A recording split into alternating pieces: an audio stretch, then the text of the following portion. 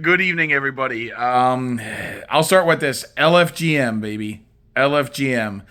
Um, Before I get into the game, you know, I got to get into a little bit of a backstory of why I was kind of feeling half pessimistic, glass half empty before the glass half full. Because if they had lost this game, I would have been glass half empty. But then I would have reflected on a couple days, and then I would have been glass half full. Because I do understand this team overachieved. I get it. I understand it. And I'm the type of guy that I'm a type of fan that when a game goes on, I just get so up and down with the emotions because honestly, the 2006 New York Mets squad was the one that really started. Because I'll tell you, I was as confident and I was feeling so sky high. When I was 21. When the 2006 Mets were the talk of the town, probably the only year that I can remember that it wasn't the Yankees, it was the Mets. You had Reyes, you had Wright, you had Delgado, you had Beltran, you had Sean Green, you had Paul LaDuca, you had a great team, the 2006 New York Mets. They were a very, very good team.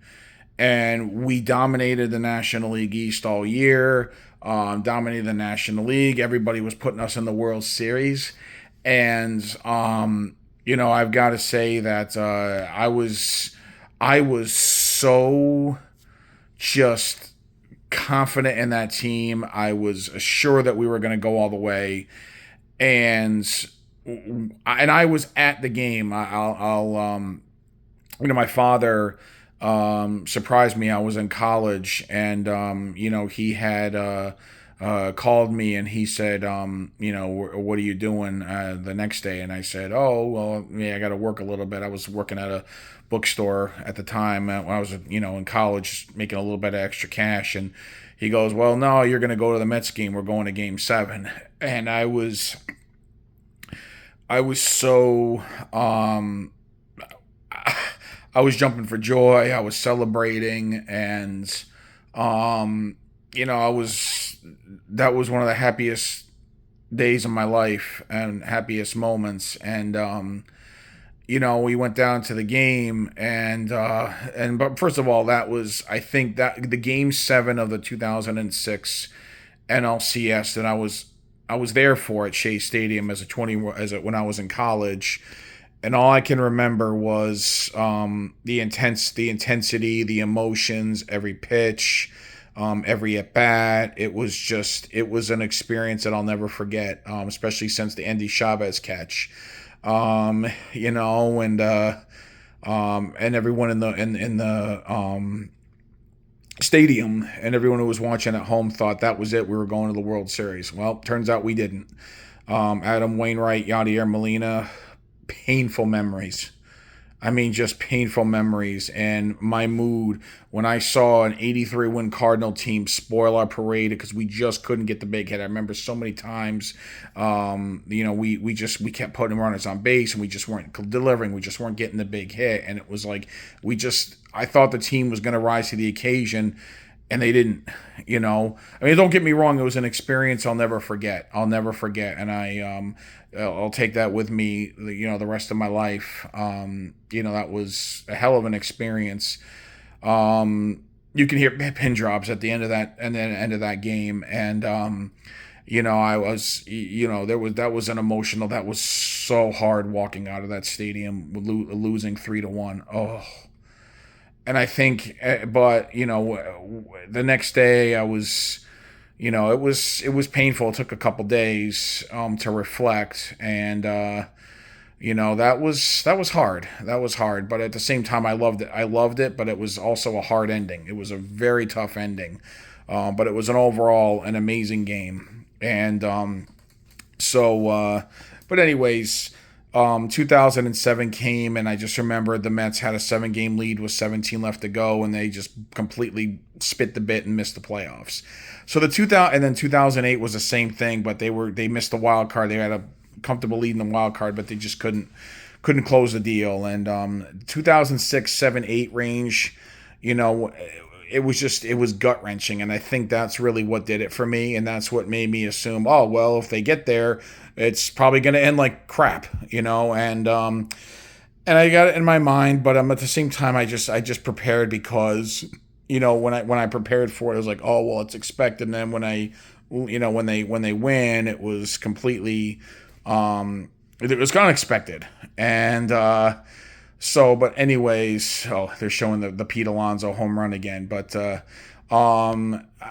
gotta say, it really. I didn't expect anything from the Mets franchise after 2008, even when Citi Field opened, because that was when the team started to show they needed a transition because the players were getting older, getting injured, and they had to go through a full-on rebuild. And from like 2011 through 12, 13, 14, and then 15 was the first year. They were back in it, and lo and behold. That was a hell of a wonderful pitching staff that year. We had Harvey, DeGrom, Wheeler, even though he was had Tommy John surgery. We had Harvey, we had DeGrom, we had Syndergaard at the time when he was good. Matz, Cologne, loved Bartolo Colon. He was a gamer, but that was just. And we had Cespedes for those 2 months. We had Daniel Murphy, Mr. October, our Mr. October, not Reggie Jackson, but Daniel Murphy. So in 2015, was the one that kind of flipped the script for me.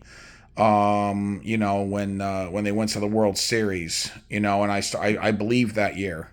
That year I did.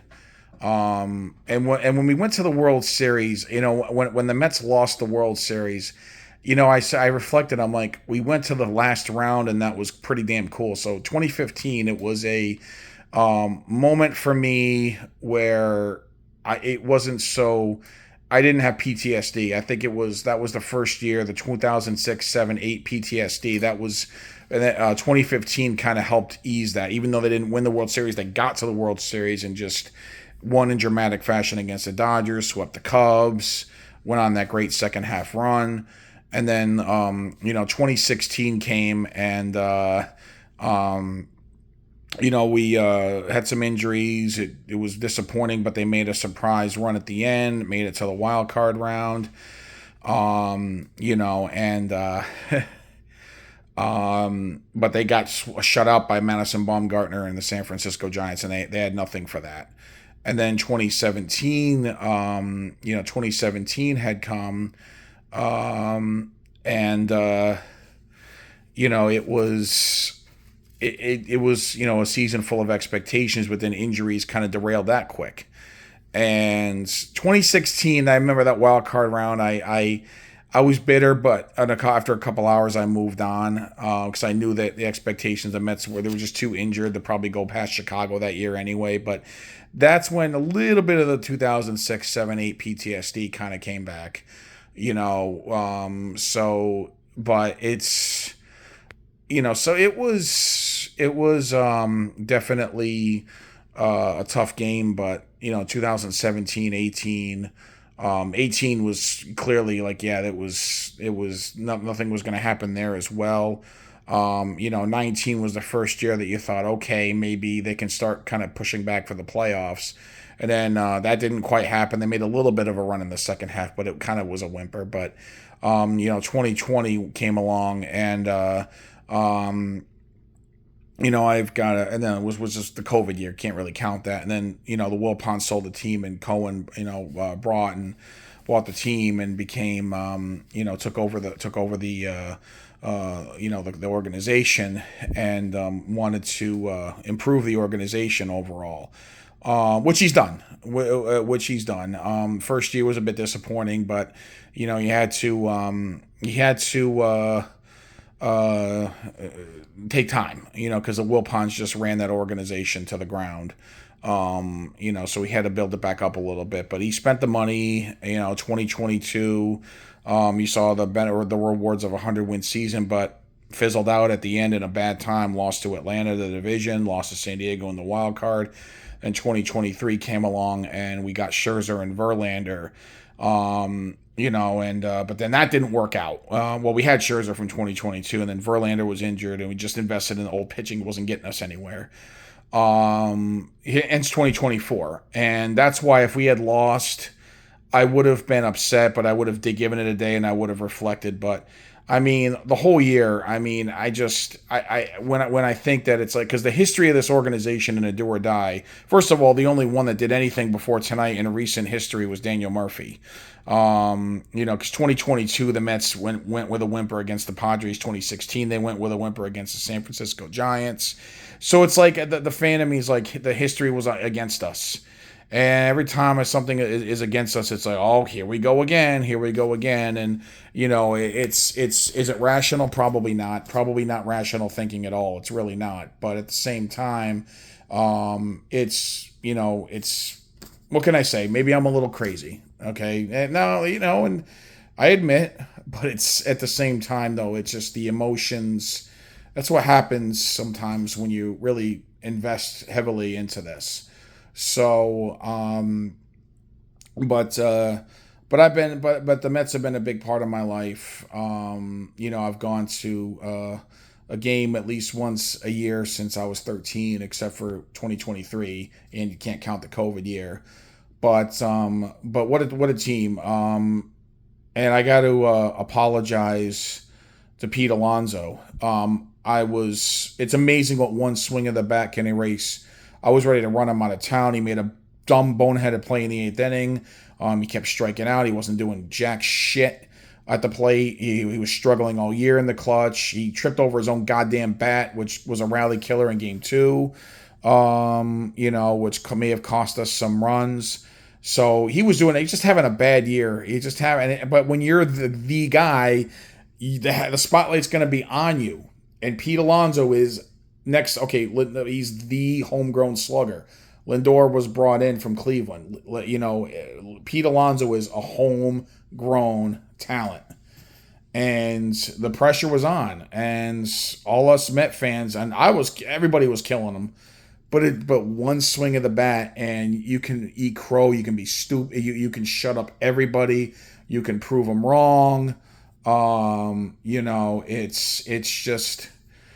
It's unbelievable. So yeah,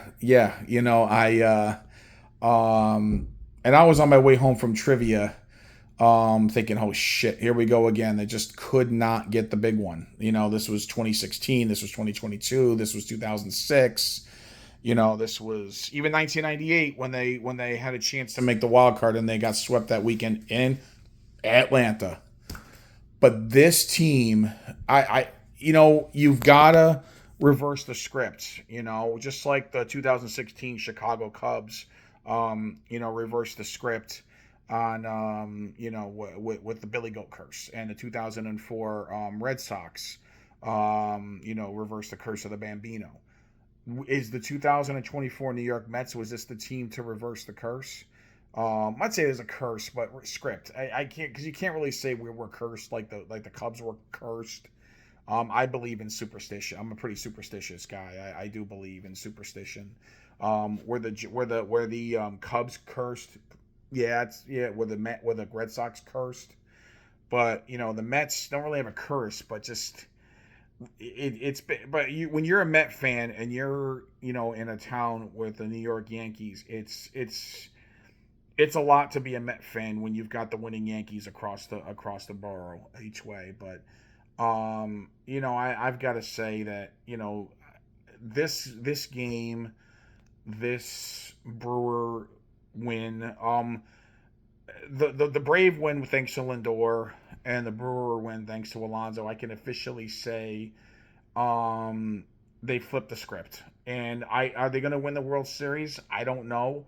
I mean, they could easily lose to the Phillies. The Magic could run out. I don't know.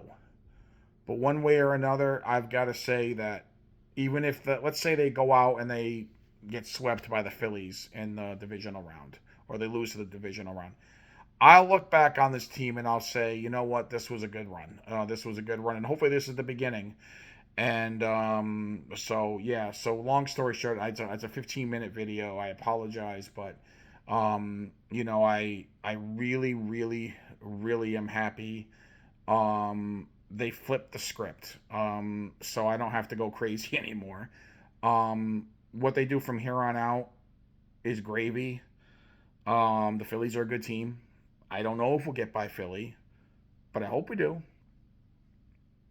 Anyways, thank you to the 2024 New York Mets.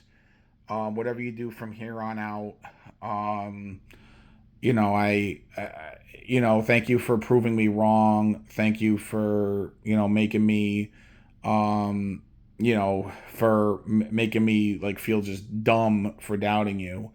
Thank you for, thank you for that ride. Thank you. Just it's amazing. Baseball's a game where one swing can change everything. And so thank you for flipping the script. Thanks to Lindor. Thanks to Pete.